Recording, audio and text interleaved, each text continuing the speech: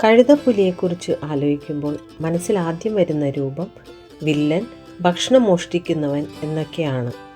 അതുകൊണ്ട് മകൾ കഴുതപ്പുലിയെക്കുറിച്ച് വീഡിയോ ചെയ്യാൻ പറഞ്ഞപ്പോൾ മടിഞ്ഞു നിൽക്കുകയായിരുന്നു.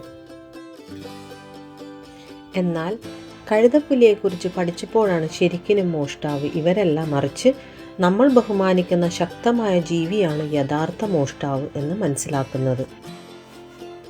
കൂടുതൽ വിശദമായി ഈ വീഡിയോയിൽ കൂടെ നമുക്ക് കാണാം. ഒപ്പം ഇവരുടെ ബുദ്ധിശക്തിയും ടീം വർക്കും പെൺകഴുതപ്പുലികൾ ഭരിക്കുന്ന കൂട്ടായ്മയെക്കുറിച്ചും ഈ വീഡിയോയിലൂടെ മനസ്സിലാക്കാം. ആദ്യമായും നമ്മുടെ വലിയ തെറ്റിദ്ധാരണ മാറ്റാം. വേട്ടക്കാരനാണോ അതോ മോഷ്ടാവാണോ എന്ന്. 60% തുടങ്ങി 70% വരെ ഭക്ഷണം വേട്ടയാടി പിടിക്കുന്നതെന്നാണ് ശാസ്ത്രീയമായി പഠനം തെളിയിക്കുന്നത്. ഇതിൽ തന്നെ സ്പോട്ടഡ് ഹൈന, അതായത് പുള്ളികളുള്ള കഴുതപ്പുലികൾ 95% വേട്ടയാടി പിടിച്ചാണ് ഭക്ഷിക്കുന്നത്. എന്താണ് യഥാർത്ഥത്തിൽ നടക്കുന്നതെന്ന് നമുക്ക് നോക്കാം. കഴുതപ്പുലികൾ കഷ്ടപ്പെട്ട് വേട്ടയാടി പിടിച്ച് അവശതയായി നിൽക്കുമ്പോൾ സിംഹം അവിടെ എത്തി ഇവയെ ഓടിച്ചു വിടുന്നു. നമ്മൾ വീഡിയോയിൽ കാണുന്നത് സിംഹം തിന്നുമ്പോൾ കുറച്ച് മാറി നിൽക്കുന്ന കഴുതപ്പുലികളെയാണ്. ഇവിടെയാണ് നമ്മൾ തെറ്റിദ്ധരിക്കപ്പെടുന്നത്. അതുപോലെ കഴുതപ്പുലികൾ പ്രധാനമായി വേട്ടയാടുന്നത് രാത്രിയിലാണ്. അതുകൊണ്ട് തന്നെ വീഡിയോ ഷൂട്ട് ചെയ്യാൻ ബുദ്ധിമുട്ടാണ്. സിംഹങ്ങൾ കുറച്ച് ഓടുമ്പോൾ തന്നെ തളർന്ന് അവശതയുള്ളവരാകും. എന്നാൽ കഴുതപ്പുലികൾക്ക് നല്ല സ്റ്റാമിനയാണ്. മണിക്കൂറിൽ 60 കിലോമീറ്റർ വേഗത്തിൽ ഓടാനുള്ള കഴിവുണ്ട്. ശക്തമായ ടീം വർക്കും ഇവയൊക്കെയാണ് കാരണം ഒരു നല്ല വേട്ടക്കാരനാകാൻ. ഇവയെ വേട്ടക്കാരനാക്കുന്ന മറ്റൊരു പ്രത്യേകത കൂടിയുണ്ട്, അതായത് കടിയുടെ ശക്തി. നിങ്ങൾക്കറിയണോ, ഈ ചെറിയ ജീവിക്ക് കടുവയെക്കാളും സിംഹത്തെക്കാളും ബലത്തിൽ കടിക്കാൻ സാധിക്കുമെന്ന്? സിംഹത്തിന് വെറും 650 PSIയും കടുവയ്ക്ക് 1050 PSIയും ശക്തിയിൽ കടിക്കാൻ കഴിയുമ്പോൾ കഴുതപ്പുലിക്ക് 1100 PSI ശക്തിയിൽ കടിക്കാൻ കഴിയും. ഓർക്കുക, നമ്മുടേത് വെറും 160 PSI മാത്രം. ഇത്രയും ശക്തമായി കടിക്കാൻ കഴിവുള്ളതുകൊണ്ട് കാട്ടുപോത്തുകളെയോ ജിറാഫിൻ്റെയോ മൊത്തം കാലുകൾ കടിച്ചു ഒടിച്ചു തളർത്തി ഭക്ഷണമാക്കാൻ കഴിയും.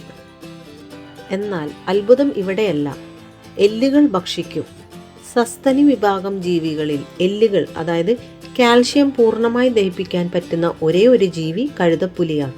അപ്പോൾ ഒന്ന് ആലോചിക്കൂ, പെരുമ്പാമ്പ് മുതലയൊക്കെ ഇര വിഴുങ്ങുമ്പോൾ എന്ത് സംഭവിക്കും? ചെറിയ എല്ലുകൾ ദഹിപ്പിക്കും, ബാക്കിയുള്ളത് ഛർദ്ദിക്കുകയോ വിസർജിക്കുകയോ ചെയ്യും. മനസ്സിലാക്കുക, കഴുതപ്പുലിയുടെ വയറ്റിലെ ആസിഡ് മനുഷ്യനേക്കാൾ 10 തുടങ്ങി 100 മടങ്ങ് അധികമാണ്. അടുത്തതായി നമ്മളിനി മനസ്സിലാക്കേണ്ടത് പ്രധാനമായും അവരുടെ സമൂഹത്തിൻ്റെ ഘടനയാണ്.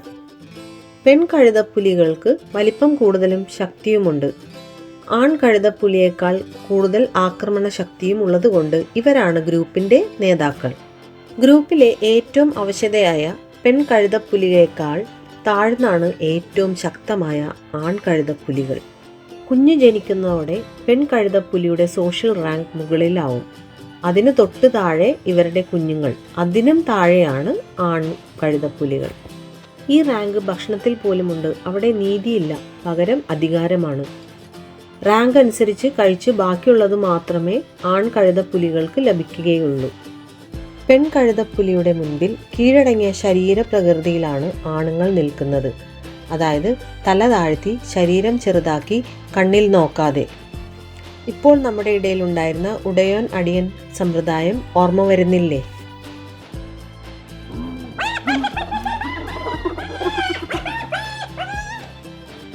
എല്ലാവർക്കുമുള്ള ഒരു തെറ്റിദ്ധാരണ കഴുതപ്പുലി ചിരിക്കുന്നത് സന്തോഷം കൊണ്ടാണെന്ന്. എന്നാൽ അത് തെറ്റാണ്. കഴുതപ്പുലി ചിരിക്കുന്നത് അപകടം വരുമ്പോഴോ അല്ലെങ്കിൽ ഭക്ഷണം കിട്ടുമ്പോഴാണ്. ഈ ചിരി കേട്ട് മറ്റു കഴുതപ്പുലികൾ ഓടിയെത്തും. ഈ ചിരിക്കൊരു പ്രത്യേകതയുമുണ്ട്. ചിരിയുടെ ശബ്ദം കേട്ട് ഏത് കഴുതപ്പുലി ഉയർന്ന റാങ്കുള്ളതാണോ ചെറിയ റാങ്കുള്ളതാണോ എന്നൊക്കെ മനസ്സിലാക്കാൻ അവർക്ക് പറ്റും. എടുത്തു പറയേണ്ട മറ്റൊരു വസ്തുതയാണ് കഴുതപ്പുലിയുടെ ടീം വർക്കും ബുദ്ധിശക്തിയും. ഇവർ ഒറ്റയ്ക്കല്ല വേട്ടയാടുന്നത്, കൂട്ടമായിട്ടാണ്. ഓരോരുത്തർക്കും ഓരോ ജോലിയുണ്ട്. ചിലർ ഓടിക്കും, ചിലർ വഴിതടയും, ചിലർ ആക്രമിക്കും. അതുപോലെ ആക്രമിക്കുന്നതിനു മുമ്പ് സംഘബലം നോക്കും. ശക്തി കുറവായാൽ അവർ പിന്മാറും. ബുദ്ധിപരമായി ചെയ്യുന്ന മറ്റൊരു കാര്യം എന്താണെന്ന് വെച്ചാൽ സിംഹങ്ങളെ മനഃപൂർവ്വം സമ്മർദ്ദത്തിലാക്കും. അതിന് പല കാരണങ്ങൾ ഉണ്ട്. സിംഹത്തിൻ്റെ ശക്തിയും ക്ഷീണവും മനസ്സിലാക്കാൻ ആക്രമിക്കാൻ തയ്യാറാണോ, അതുപോലെ സിംഹത്തിൻ്റെ അടുത്ത് നിന്ന് ഭക്ഷണം തട്ടിയെടുക്കുന്ന ആവശ്യം വരുമ്പോൾ കുറെ മാറി നിന്ന് ഒച്ചയെടുത്ത് ചുറ്റും നടന്ന് സിംഹത്തിന് സ്ട്രെസ് കൊടുത്ത് അവിടെ നിന്ന് ഓടിക്കും. കുഞ്ഞുങ്ങളൊപ്പമുള്ളപ്പോൾ സ്ട്രെസ് കൊടുത്ത് ഓടിക്കും. നമ്മുടെ ധാരണ ലോകത്തിലെ ഏറ്റവും വേദനയുള്ള പ്രസവം മനുഷ്യൻ്റേതാണെന്ന്. എന്നാൽ തെറ്റി, കഴുതപ്പുലിയുടേതാണ്. കാരണം ആണുങ്ങളുടെ ലിംഗം പോലെയുള്ള അവയവം പെൺകഴുതപ്പുലിക്കുണ്ട്. അതിലൂടെ വേണം കുഞ്ഞു പുറത്തു വരേണ്ടത്. ആ ഭാഗം വളരെ ഇടുങ്ങിയതാണ്. അതുകൊണ്ട് വളരെ വേദനാജനകമായിരിക്കും പ്രസവം. ആദ്യ പ്രസവത്തിലെ 60% കുട്ടികളും മരിച്ചു പോകും. അതുപോലെ പ്രസവം മണിക്കൂറുകളോളം നീണ്ടു നിൽക്കും. ചിലപ്പോൾ ദിവസങ്ങൾ നീണ്ട പ്രക്രിയയാണ്. കഴുതപ്പുലികൾ 4 വിഭാഗങ്ങൾ ഉണ്ട്. ദേഹത്ത് കുത്തുകളുള്ള സ്പോട്ടഡ് ഹൈന, ഇവരാണ് ഏറ്റവും ശക്തർ. 95% വേട്ടയാടി ഭക്ഷിക്കും. ശരീരത്ത് വരെയുള്ള സ്ട്രൈപ്ഡ് ഹൈന, ഇവ ഇന്ത്യയിലും കാണപ്പെടുന്നു. ബ്രൗൺ ഹൈന വളരെ അപൂർവമാണ്. ആഡ് വോൾഫ് ഹൈന, ഇവയ്ക്ക് ഒരു പ്രത്യേകതയുണ്ട്. ഇവർ മാംസം തിന്നില്ല. ചിതലാണ് മെയിൻ ഭക്ഷണം. ഇവരുടെ ആയുസ് 20 വർഷം വരെയാണ്. രാത്രി നല്ല കാഴ്ചശക്തിയാണ്. ഇവയുടെ മുൻകാലുകൾക്ക് പൊക്കം കൂടുതലും പിൻകാലുകൾ ചെറുതുമായതുകൊണ്ട് പുറകോട്ട് ചാഞ്ഞ ശരീരമാണ് ഉള്ളത്. ഈ ഉയർന്ന മുൻകാലുകൾ പെട്ടെന്ന് ദിശ മാറ്റാനും എനർജി ലാഭിച്ച് കൂടുതൽ ഓടാനും ഇരയെ വലിച്ച് നടക്കുമ്പോൾ കൂടുതൽ ബലം കൊടുക്കാനും സാധിക്കുന്നു. ഇനി എടുത്തു പറയേണ്ട മറ്റൊരു പ്രത്യേകതയാണ് കുഞ്ഞുങ്ങൾ തമ്മിലുള്ള പോരാട്ടം.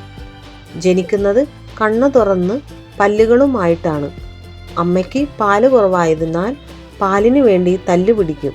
ഭക്ഷണം കുറഞ്ഞാൽ പരസ്പരം കൊല്ലാൻ പോലും അവർ തയ്യാറാകും. കൊല്ലുകയും ചെയ്യും. ദുർബലൻ അതിജീവിക്കുകയില്ല. കഴുതപ്പുലിയുടെ ഉയർന്നു നിൽക്കുന്ന കഴുത്തും വലിയ ചെവികളും ചെരിഞ്ഞ പുറംഭാഗവും പുലിയെപ്പോലെ വേട്ടയാടുന്ന കഴിവുകളും ശരീരത്തിലെ പുള്ളികളും കണ്ട് തെറ്റിദ്ധരിച്ചാണ് ഈ പേര് വന്നത്. എന്നാൽ കഴുതയോ പുലിയുമായോ ഒരു ബന്ധവുമില്ല. കണ്ടാൽ പട്ടിയായോ ചെന്നായയോ പോലെ ഇരിക്കുമെങ്കിലും അവയുമായി ഒരു ബന്ധവുമില്ല. എന്നാൽ അടുത്ത ബന്ധം ഉള്ളത് പൂച്ചവർഗത്തോടാണ്. കീരികളോടും ഉണ്ട്. പരിസ്ഥിതി പരിപാലകൻ കൂടിയാണ്. കഴുതപ്പുലിയുടെ ഈ വീഡിയോ നിങ്ങൾക്ക് ഇഷ്ടപ്പെട്ടെങ്കിൽ അത് ഷെയർ ചെയ്യുക, കമൻറ്റ് ചെയ്യുക, സബ്സ്ക്രൈബ് ചെയ്യുക.